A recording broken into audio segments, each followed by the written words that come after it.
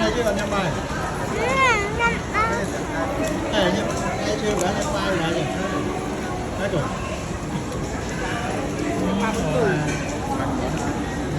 Kia này.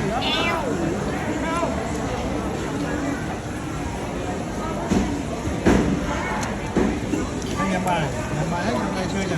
Đây đây nhâm chừng nhâm bài hết rồi nhâm này chưa nhâm. Bây giờ nè, ăn á. Ăn ăn. Nhâm lúc cơm. Đây là bây giờ mình tên. Ồ, ăn. Đấy, con nam tụ con quá.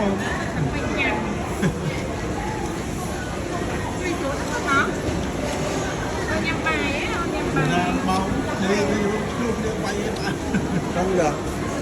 Này hiện nó ăn mới vô tập chơi dây ta là ngay với anh được à?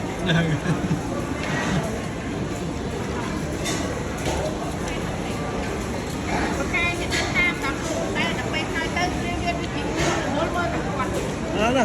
Mà ơi mà không có ăn được. Mang thuốc á lên à. Người trang nhóm đâu có bé ăn tapi cô có la tapi có mà mai mình tăng hay mai to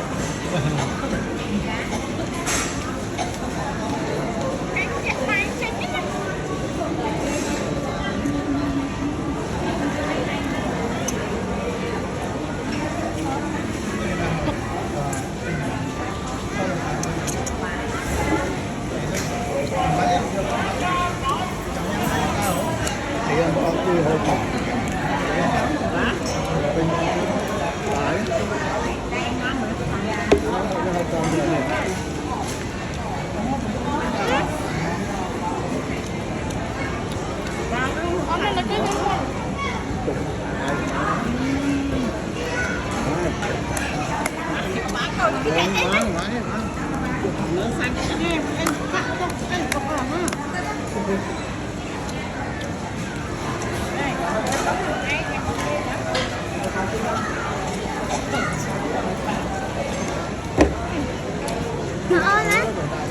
tập kho nó ngay à.